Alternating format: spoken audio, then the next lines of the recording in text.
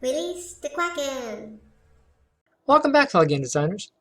Last time we set up the image planes for our Mario, and in this one we're going to go ahead and set up the start doing the actual modeling part. We're going to go ahead and tackle the body. This one has two body segments, so let's go ahead and jump in and grab the most accommodating size or shape here. So this upper area is kind of roundish.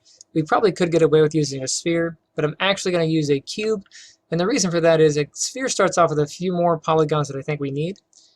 Cube gives us a nice even number that we can continue to add to. So I'm going to go ahead and grab a cube here. And then I'm going to go to my side view and get rid of my grid. Turn that off. Bring the cube up into my view. And then R to bring up my scale. I'm going to use the middle scale. Do not use these side scales, because that'll get us some skewing. So we're going to go ahead and just grab this, scale it up, grab the move tool and just move it, try to center it as best you can. Okay, I'll do the same thing in the front view. 6 to bring the color up. Let me go ahead and zoom out. Okay, so this is going to be there.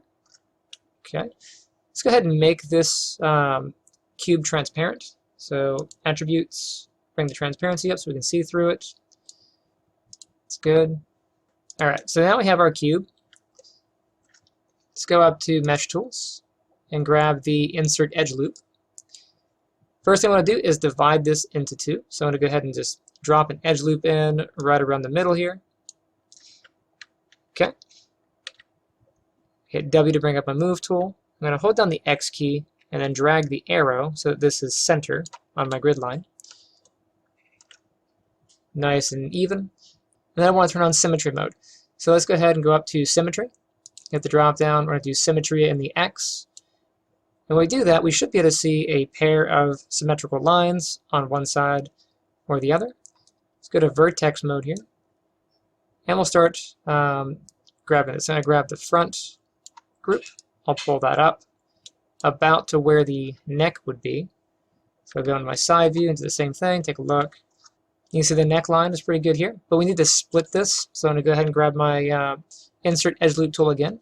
You can press Y to reselect your tool, which is usually here, or you can go up to Mesh Tools and Insert Edge Loop again. I'll go ahead and just bring this in. This one does not need to be as center because we're going to have a different amount going forward than we do backward.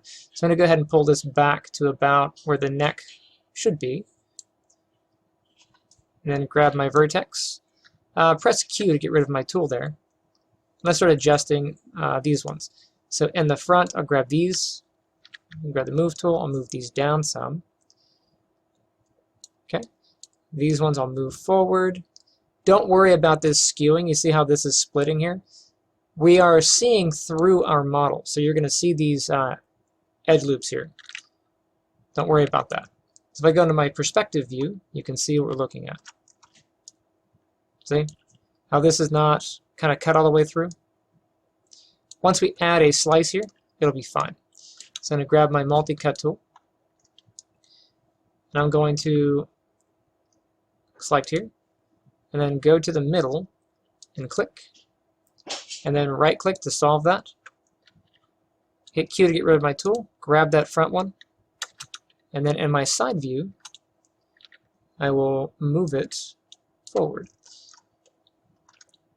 If you want to align it directly with this one, if that bugs you, you can hold down the V key and then grab it and then pull. And it should line up. Perfect. Let's go back into our side view. We can see we need a little bit more adjusting along the body here. And then in our front view, we need to adjust this way. So I'm going to grab this shoulder, pull this up, and then right here along the chest here, I want these to come out. But you can see we don't wrap around all the way. So let's go back into our side view. We want this to wrap around all the way. So I'm going to grab Insert Edge Loop again. And I'm going to click on the edge, add an edge loop. Now it's going to try to conform this edge loop like this. So I'll go ahead and drop it in. All right, let's go back into Vertex Mode here. And I'll grab these, go to my front view. And now we can start pulling these out. I'll grab this one and then these back one here. I'll pull these out a little bit on the side. I'll grab this one, pull it out more. Making this little spot for the shoulder. If we go into our perspective, this is kind of what we see. So his belly is actually a little bit too pointy here. I'll grab these, I'll pull these back, and then pull them back. Grab these, I'll pull them back. Okay. Now we do have this slice with this triangle. So what we can do here to get rid of this triangle is to run this edge all the way through. So I'm going to go up. Let's grab Insert Edge Loop tool again. I'm going to cut along this edge, like so. And then what I'm going to do is remove this edge here. So grab our Merge tool. Go to Vertex Mode. Let's merge this here. So I'm going to this top corner here. This one. Okay. And then I'm going to remove these edges here. So Edge Mode. Grab that pair, remove them. And you can see how this shape now conforms all the way around as a quad, which is great. And I can move this vertex. So Vertex Mode, grab that one. I'll move it over. Good, good. I'll grab these ones on the side here. Move these forward, like so. Down in front, I can move those down to where the belly line is. Let's start working the back. I'll grab this one, I'll move it down. This one, down. That one, let's move it back. I can't see his butt, but I'll just assume the butt is about here. Make a little bit of guess. Sometimes you have to make some guesses. And I'll adjust a spot where the arm is going to be. Now I see a little bit of bending back here. Let's go into our perspective view and see what we have. Yeah, so right here, this one didn't get selected. So let's go ahead and just pull that one out. Use the Z arrow. Pull that out to round that out. Same thing back here. Pull these out. These back two, I'll pull them in a little bit.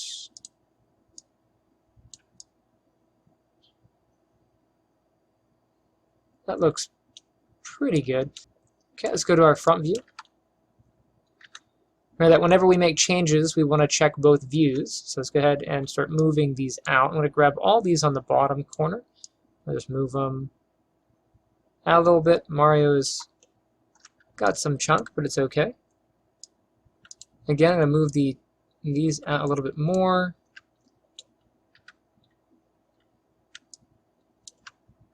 Since I can't quite see what's going on here, I'm going to look on this side. So these need to come out a little more.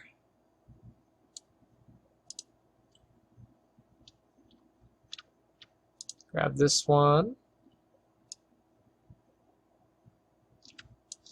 And then what's going on the back? Yeah.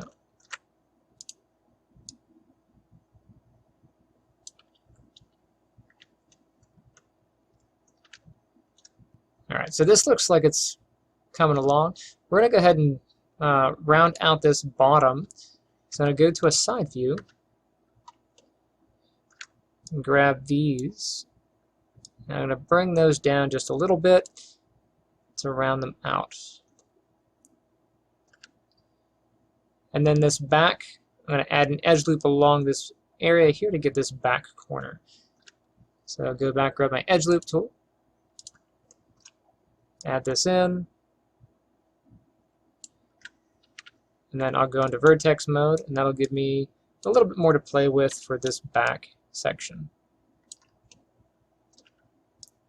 Gives me a little bit more with the front as well.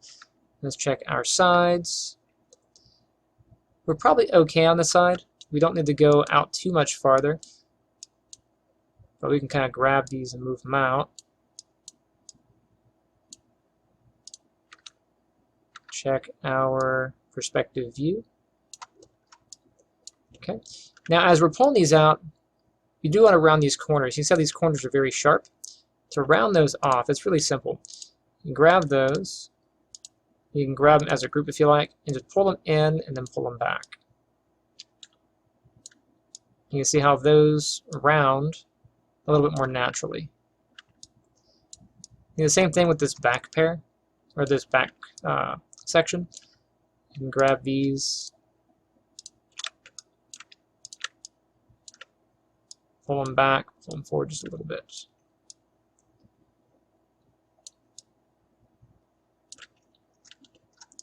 So that's probably good enough. We don't need to go any more on this. If I do a smooth preview, I press 3, you can see it'll round out pretty nice and get us the upper torso. Okay, so go back to pressing 1. That'll give us our rough mode. File, we'll go ahead and save this. And then the next one, we'll go ahead and do the lower torso. Okay, and I shall see you next time. Hey guys, thanks for checking out my channel. Misty and I both thank you. If you enjoyed that video you just watched, make sure you hit that like button and subscribe. Also, if you'd like to support the channel, check out our online merch. You can get that on Amazon or at a Teespring store. The links for that are in the description below.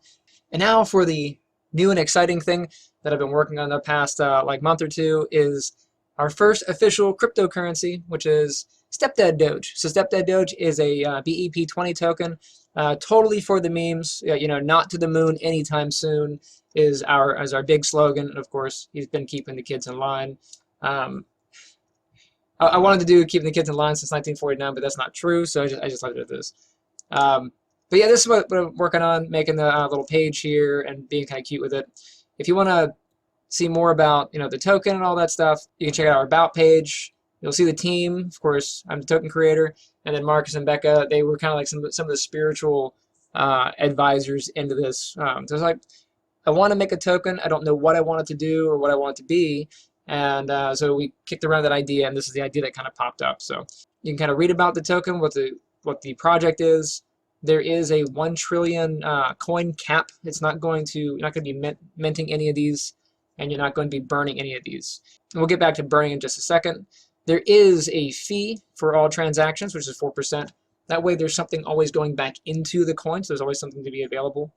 And then there is, of course, a staking fee or a staking reward. So as you're holding it, you gain some coins back, 3%. Now, in terms of burning the coin, I don't think it's a good idea to burn something that you want to actually have value. That's kind of like a scheme with pump and dumps. They're like, oh, this coin will burn X amount of coins, and then it'll artificially inflate the price, and then you'll get you'll be able to pull out and get some money out of it. My thoughts on that are, if you want a coin to be usable, and you want to be able to make trades with it and whatever, then having the supply of that token or coin diminish with trades means at some point you're going to run out of coins to trade. So it just doesn't make economical sense to me. So I did not make a burn in this coin. I want it to be useful. One of the things we want to do is make it so that you can purchase our merch with it. There is, of course, merch, which is awesome. You can check out the merch page. This is the basic stuff we have here. And you can gain all of it, of course, on our Teespring store. That brings you here, and you can see various products and such. At the moment, you cannot purchase anything with the tokens directly because I don't know how to set that up yet. Working on it. But I do want to be able to start at this point and, of course, offer games that I'm selling using the token. I was going to have a different token in mind, but I think this is going to be a fun one. And yeah, it's just going to have something that you can exchange with, because more things that you can buy with it, the better the longevity of the project and the more value it's ultimately going to have. And then, of course, as far as like transparency and trades and stuff, you can read that here and what we've done at the present time. You can also see more about the token on Binance BNB. So if you go to BNB or Binance scan.com, you can take the token address. We go to the investment page here. And you can go down to the bottom and grab the contract address and just go ahead and paste that in, and you can get more information about it. So here is the page so far. I'm still in the works of getting the symbol approved because I have to have so many trades and whatever not to get all that stuff. But you can see it here. Current value and all that stuff. Really, there's no value in it except for what I've already put into it. I think overall I put about $1,500 into creating and setting up and doing liquidity for the token and some other stuff. You can see the current transactions and all that on the coin. You can check that out. You can check out the contract. You can check out how the contract's built. It's all here and whatever not. As far as trading, if you want to get a hold of it, it is available on PancakeSwap currently. It trades for BNB, and you can, of course, go into, once you connect your wallet, you can go down and paste the contract address and then add it. Now, if you haven't added it yet, it will say, hey, anybody can make a token. Anybody can make a token here. And it'll give you a warning. Make sure that you understand who you're getting it from and if it's approved and it's official. But yeah, the contract address should take you there. And then it'll exchange for BNB. I don't actually have any BNB in this wallet, but you can exchange for it. I want to make it so it's exchangeable across other BEP20 tokens, so like Wife Doge, Baby Doge. There's, of course, Shiba Coin, which is an ERC token. I'm going to see if I can get that working as well, but I don't have that up just yet. But the more things you can trade it with, the more options you have as far as like liquidity and trading and such. So yeah. So if you jump down and you actually go to the investment page, I do recommend not investing in this unless it's something that you really want to do, because this is a meme project. It is, of course, my first project. I don't have any intention of abandoning it because I think it's kind of neat. But you got to know your sources and be vigilant about that sort of stuff. So I can't give financial advice and say, get this. But if you want it and you really want to support the meme, then by all means, help us out. The more people who are getting involved in this, then the more likely we can get this on other exchanges and we can get sort of the ball rolling. I might do a crowdfunding page to kind of help build that up. I haven't given out any coins or anything like that. I think for the upcoming future, I might do some giveaways, but we'll get to that a little bit later down the line. But anyway, yeah, so that's just us in a nutshell, what we've been doing. If you want to, of course, contact us on this page, you're more than welcome to. And there's some merch. And yeah. Anyway, hopefully I'll see you on the next round next time.